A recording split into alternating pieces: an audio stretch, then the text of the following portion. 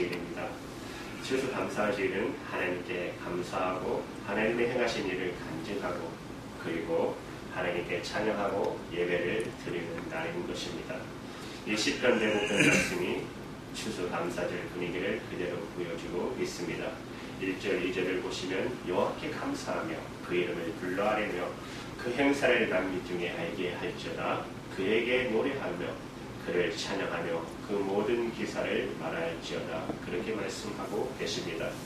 여러분 평생 하나님께 감사하고 하나님 행하신 일을 간증하고 그리고 하나님을 찬양하고 산다는 것은 정말 복된 일입니다.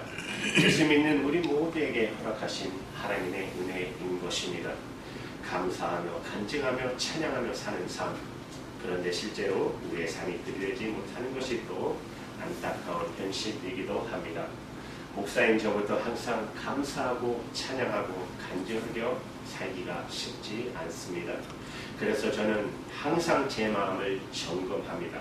감사와 기쁨이 내 마음에 있는가? 항상 하나님 앞에 그것을 점검하는 것입니다. 그래서 저는 기도할 때마다 끊임없이 감사의 기도를 올려드립니다. 속상해도 감사의 기도를 드립니다. 여러분들도 오늘 추수감사 주일이지만 여러분의 마음에 근심과 염려가 있다면 또 걱정스러운 일, 올해도 어김없이 팬덤 1호로 인해 유난히 더 힘든 날을 보내시는 분들이 있으실 것입니다. 하나님은 지금도 기적을 행하시는 것을 믿으십니까? 우리는 머리로 그렇게 믿어요. 하나님은 지금도 기적을 행하실 거야. 그러나 하나님이 지금 내 삶에 기적을 행하실 거라고 믿어지지 않는 분들이 참으로 많이 있습니다. 그래서 기도도 못합니다. 기적을 일으켜 달라고 내가 병에 걸리고 내 가족이 병에 걸렸을 때, 사업이 자꾸 안 됐을 때, 안 돼갈 때 기적을 일으켜 달라고 하나님께 기도도 못합니다. 왜? 안 일어날 거라고 생각하니까.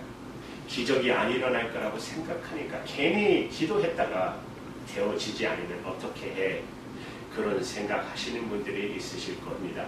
여러분, 그러므로 오늘 추수감사주일이 중요한 것입니다.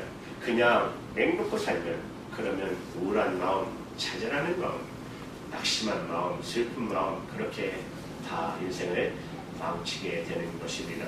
하나님께서 왜 굳이 하나님께 감사하라, 하나님이 행하신 일을 간증하라고 그렇게 찬양하고 예배하라고 말씀하셨는가요? 우리를 수렁에서 건져내시기 위함인 것입니다. 우리의 삶의 분위기를 완전히 바꾸시려고 하시는 것입니다. 실제로 우리의 삶 속에서는 감사의 지목이 엄청나게 많이 있습니다. 그것을 보는 눈이 뜨였는지 안 뜨였는지가 문제일 뿐인 것입니다. 12자녀 중에 막내로 태어난 목사님이 계십니다. 그 목사님 모든 형제들이 일제시대 말과 6.25 전쟁을 거치면서 12형제 중 위에 10분이 다 죽었습니다.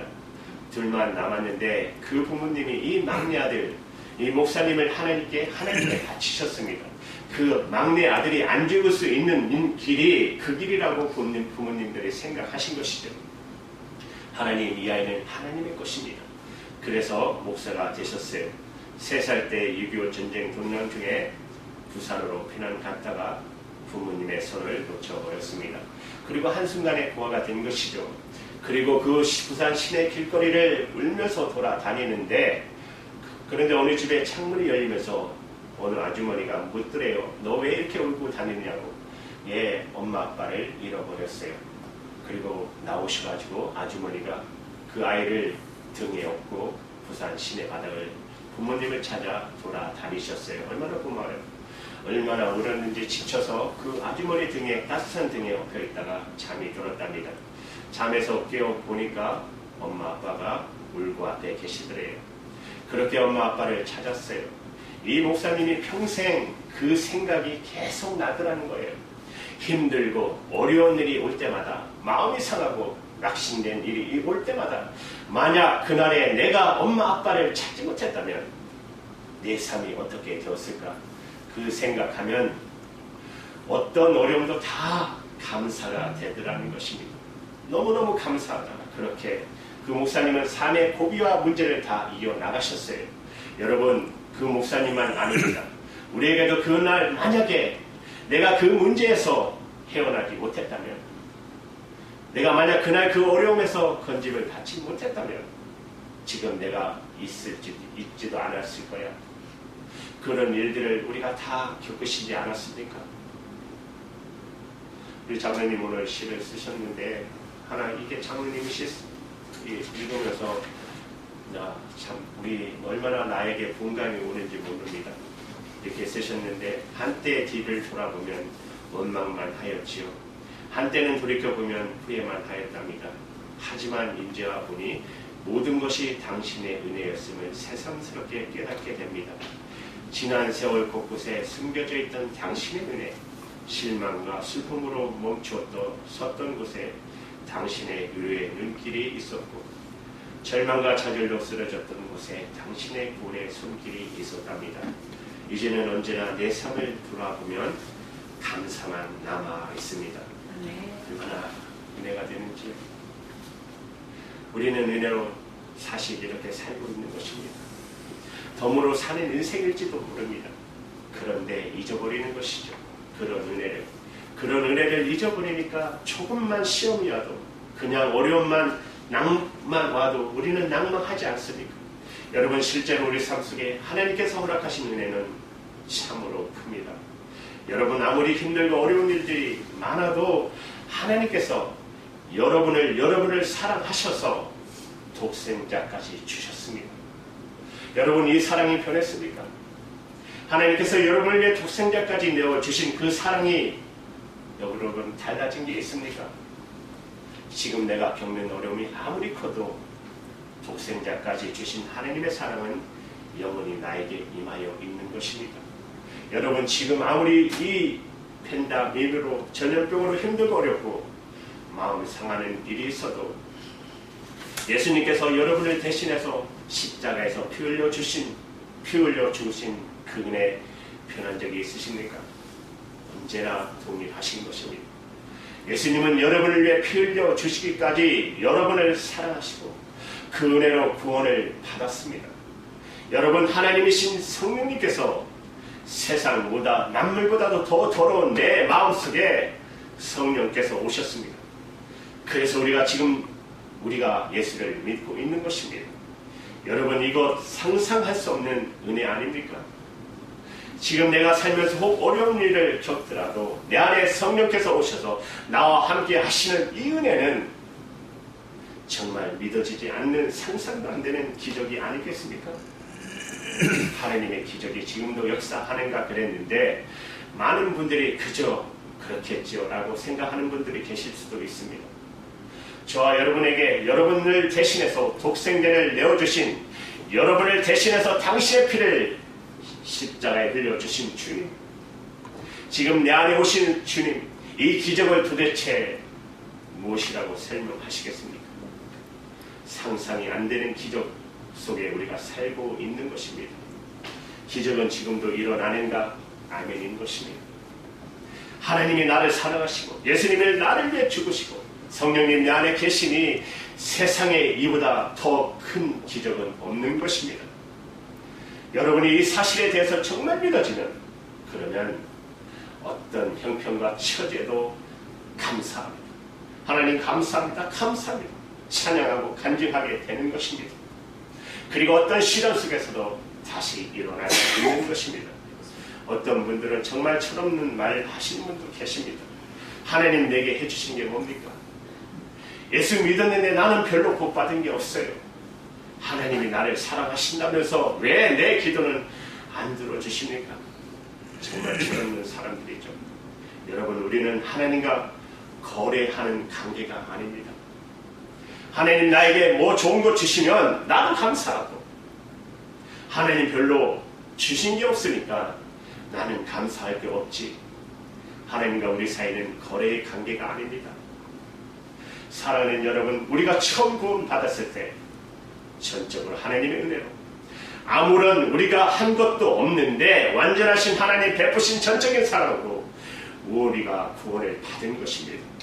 그 은혜는 지금도 변함이 없으십니다. 우리의 삶 전체가 하나님의 은혜로 덮여져 있다는 사실을 믿으시기 바랍니다. 이것을 깨닫고 보면 우리의 삶을 덮는 감사란 게 뭔지를 알게 되는 것입니다. 내 삶 전체를 하나님의 은혜로 덮고 있으니 우리는 정말 삶을 덮는 감사를 하나님께 올려드릴 수 있는 것입니다. 우리가 그렇게 살 수 있게 될 때 우리의 삶의 기적이 일어나기 시작할 것입니다. 하나님께서 우리의 삶을 보실 때 어떻게 하면 우리가 다시 살아날 수 있을까? 어떻게 하면 정말 복되게 살 수 있을까?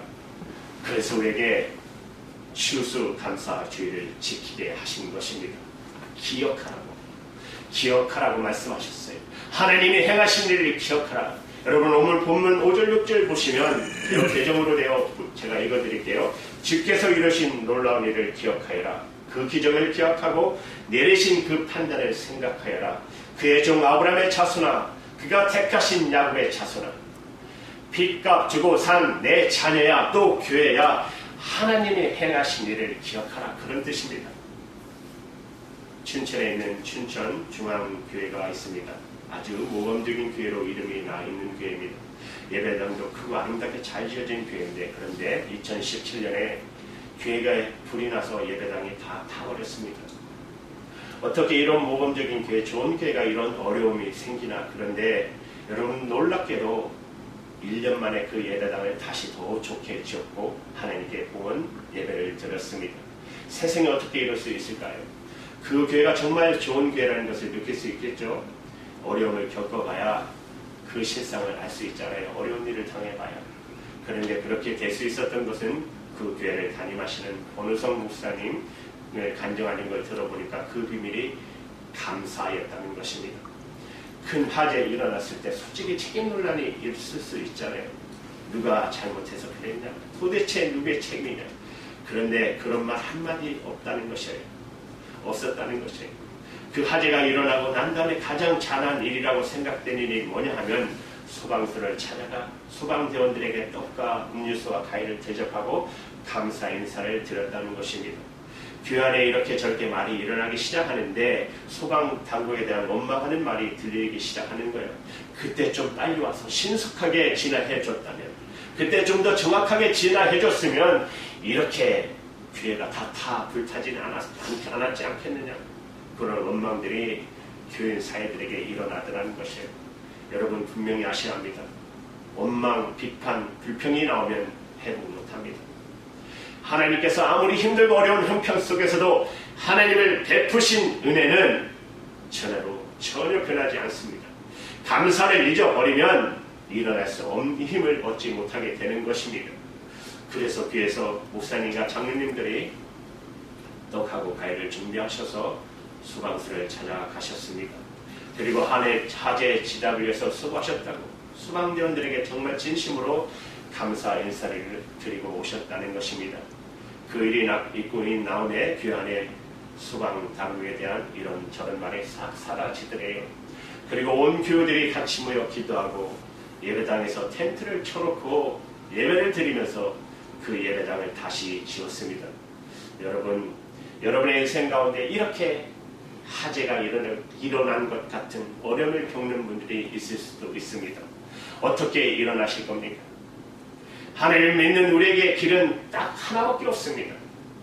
그 가운데서도 하나님의 은혜를 감사하시는 것입니다. 나를 위해서 십자가에 달리신 주님을 바라보며 그 독생자를 하나님을 정말 믿으면, 지금도 내 안에 계신 성령님을 믿으면 어떤 처지와 형편에서도 우리는 하나님께 감사할 수가 있는 것입니다. 그래서 시편 기자는 주님을 바라보라고 계속 권면하시는 것입니다. 본문 3절 4절에 보시면 우리 같이 한번 읽을까요? 3절부터 시작. 그의 거룩하신 이름을 자랑하라. 여호와를 구하는 자들은 마음이 즐거울지로다. 4절. 여호와와 그의 능력을 구할지어다. 그의 얼굴을 항상 구할지어다. 아멘. 제가 쉬운 성경으로 읽게 되어 있는데요. 그의 거룩하신 이름을 찬양하여라. 주님을 찾는 이들은 기뻐하여라. 주님을 찾고 그의 능력을 힘써 사모하고 언제나 그의 얼굴을 찾아 예배하여라. 여러분 힘들고 어려운 분들은 이 말씀을 정말 기억하시고 명심하셔야 합니다. 주님을 찾고 주님의 얼굴을 구하여야 하는 것입니다. 주님을 바라보는 눈이 뜨이고 나면 모든 것이 다 다르게 보이는 것입니다. 그리고 어떤 처지에서도 다시 일어날 수 있는 것입니다. 여러분, 요셉이 형들에게 팔려서 종으로 팔려가고 억울하게 감옥에도 갇히게 됩니다. 그런데도 참 이상하게도 그 주인이었던 보디발이나 감옥의 간수장이 요셉을 중요한 자리로 택하였었다는 사실입니다. 왜 그랬을까요?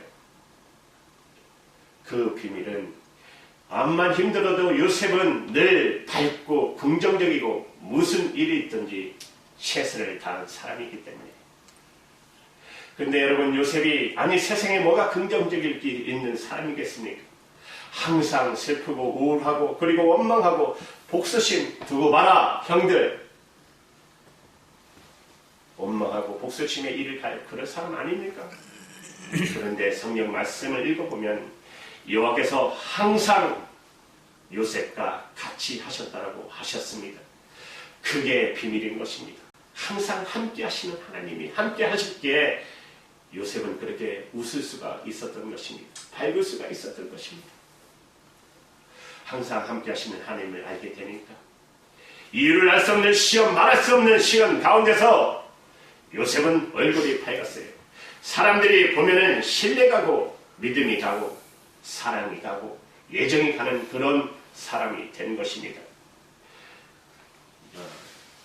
이하고 들으세요. 칭찬하는 것이 아니라 아내하고 결혼하면서 생활하면서 그런 말을 했어요. 젊은데 같이 신앙생활하면서 자기가 나이가 들면 꼭 예수님 모습이 나타나길 원한다.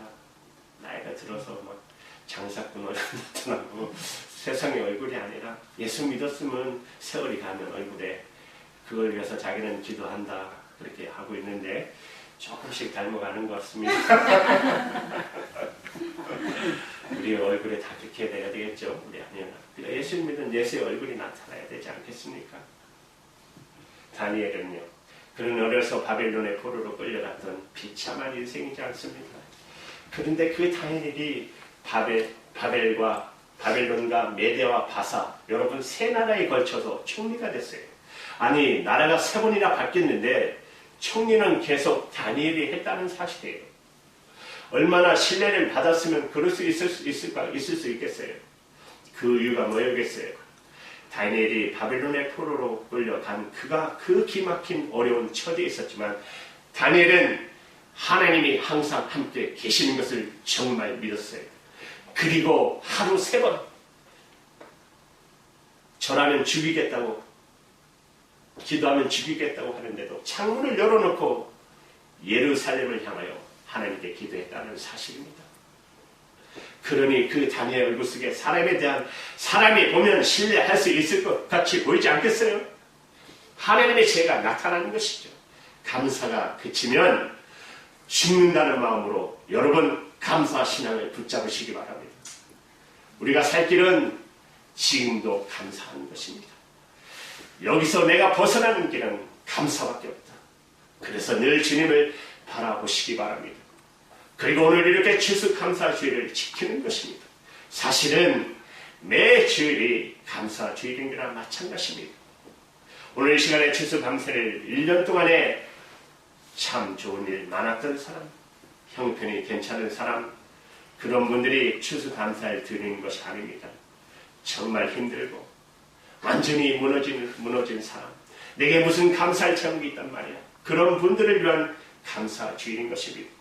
일어나게 하시는 하나님의 역사가 그 형편 속에서도 감사할 이유를 발견하고 여전히 하나님은 나를 사랑하시고 계시구나. 예수님은 나를 위해서 십자가에 죽으셨구나. 주님의 성령으로 내 안에 계신다. 이것이 믿어지는 사람, 그분을 통해서 하나님은 영광을 받으시는 것입니다. 우리가 예수를 믿으면 어려운 일도 생기지 않고 무슨 사고도 없고 항상 모든 일에 잘 되는 거 아닙니다. 저도 보셨잖아요. 교통사고 났잖아요. 우리 목사님도 성경에 그런 말씀 한 적 한 번도 없습니다. 우리가 다 똑같이 세상 사람과 다 겪습니다. 그런데 감사하다는 것입니다. 그게 놀라운 기적 아닙니까? 내가 나를 부딪혔는데 내가 감사합니다. 하나님 다치지 않게 해주셔서 이 정도로 끝내게 해주셨어. 우리에게는 그 모든 어려운 일을 뛰어넘는 하나님의 은혜가 있기 때문에 그런 것입니다. 그리고 그 감사의 눈에 띄면 그러면 우리 삶의 모든 형편에서 하나님의 기적과 같은 역사를 살아나게 되는 것입니다. 그 은혜가 너무너무 감사해서 하나님께 추수감사주의를 지키는 것인데 우리가 추수감사를 지키면서 하나님께 감사할 표현 방법이 뭐가 있겠습니까? 그래서 추수감사주의 헌금을 하나님 앞에 드리는 것입니다. 이 헌금 속에서는 하나님을 향한 우리의 마음, 사랑, 감사가 그대로 담겨져 있는 것입니다. 하나님은 우리의 형편과 처지를 다 아십니다. 감사하는 마음으로 드리면 되는 것입니다. 여러분의 감사를 감사답게 하나님께 드리면 되는 것입니다. 우리 교회는 큰 교회입니다. 2, 4, 6, 6,000명이니까 장로님 100명이라고 하더니 1000명으로 바뀌셨어요. 믿음이 얼마나 좋으신지. 일당 1000명이니까 우리가 드리는 이 추수감사 헌금을 마땅히 이웃들을 향하여 쓰여져야 된다고 생각합니다. 그래서 오늘 추수감사주일 예배 헌금은 우리 어려운 이웃들에게 사용되기를 바랍니다. 이제 오늘 여러분 마음 안에 하나님께서 감사의 역사를 일으키시는 축복이 임하시기를 바랍니다. 여러분이 어떤 처지와 형편에 있든지 하나님은 여러분을 일으킬 수 있는 하나님이십니다. 여러분이 감사할 이유를 분명히 아는 것입니다. 그리고 감사하시기 바랍니다. 모든 것이 감사로 시작되는 것입니다. 하나님께 여러분의 감사를 받으시고 더 놀라운 감사의 은혜를 눈을 열어주시고 그리고 우리의 감사를 통해 많은 어려운 일들이 하나님의 은혜의 축복의 통로로 돌아오기를 주님의 이름으로 축원합니다. 이제 우리 한번 하나님께 감사의 기도를 같이 드릴까요?